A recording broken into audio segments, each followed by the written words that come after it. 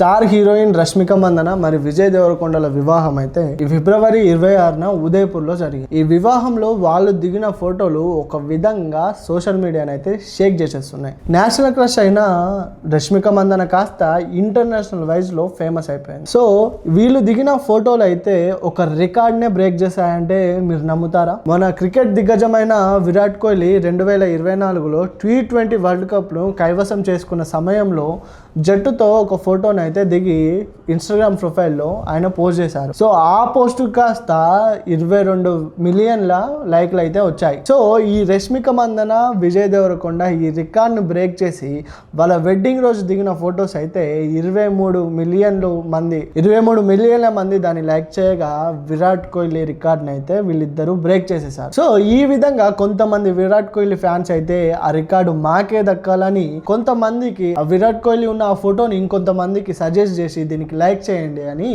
Share చేస్తున్నారు. మొత్తానికైతే రష్మిక మందన విజయ్ దేవరకొండలు అయితే విరాట్ కోహ్లీ రికార్డ్ని అయితే బ్రేక్ చేశారు.